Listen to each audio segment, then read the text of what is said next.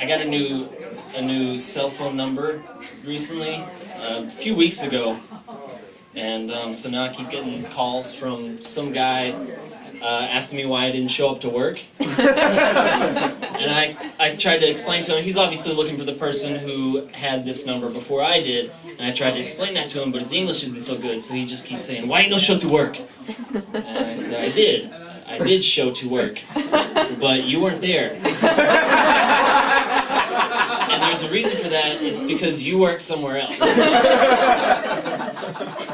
But he just doesn't get it, and so after a couple of weeks of this, I'm starting to think, who's the lucky bastard that actually has this job that he can just show up to whenever he wants, which isn't that often, and not get fired? Because he doesn't ever fire me. He just wants to know why I didn't show up. I never even give him a good excuse, except for that time I told him my mom died.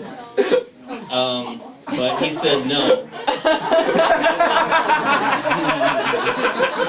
And I got all pissed off. I was like, what do you mean no? What do you mean, liar? But apparently I had already used that excuse, because he said, your mom will die 2 times. To which I cleverly replied, yeah, huh? He called me a few days ago.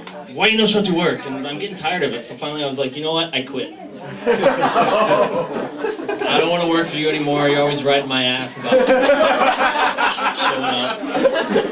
And I just don't want to work for you anymore. But I'm starting to feel kind of bad about that.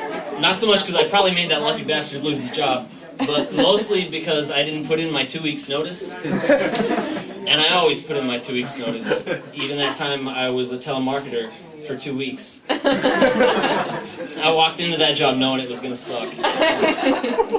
Hi, nice to have you on board. Yeah, about that. I'm going to have to put in my 2 weeks notice. You haven't even worked here yet. I have a pretty good idea about how this is going to go. And they let me work for 2 weeks, which I thought was great. But now I know that they'll just take whatever they can get.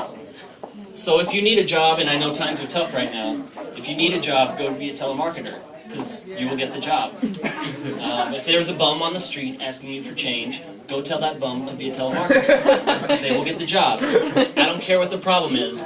I worked with a guy who didn't even have a mouth. He would just call people up. You don't have to have a mouth to get hung up on. Click.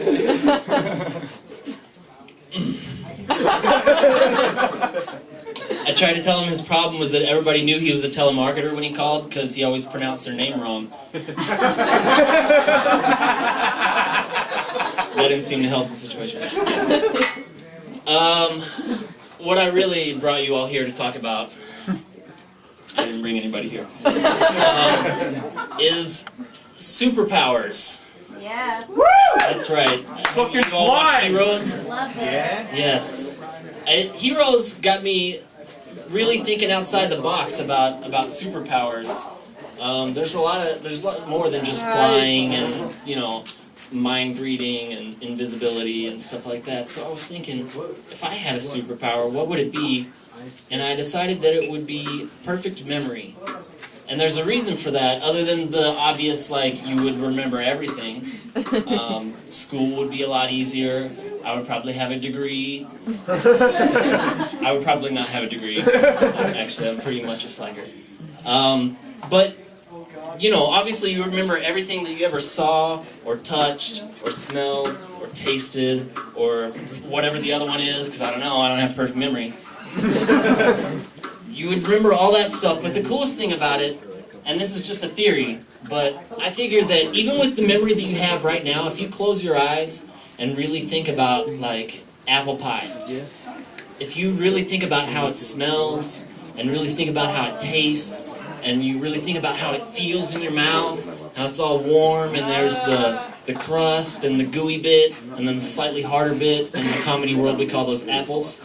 And if you really think about all that, you can almost smell it and you can almost taste it. And so I figure with perfect memory, you could smell it and you could taste it.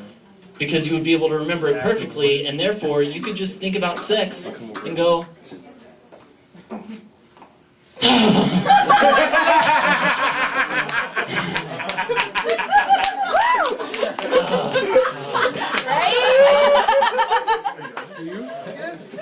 hey, you have a cigarette? No, we're on the subway. The downside.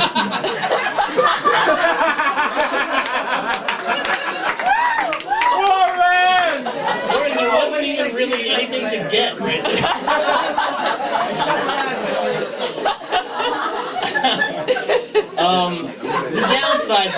The downside to having perfect memory is that it could get, I could see how it might get kind of lonely. You know, you'd be hanging out with all your friends, Steve and Jeff, and that's probably it, because, you know, your superpower is perfect memory. How cool can you be? So you hang out with all your friends, Steve and Jeff, and you'd be like, hey guys, you remember that time in 3rd grade? And they'd be like, no, we don't have perfect memory. I'm sorry, man, I forgot. No, you didn't! Thank you very much.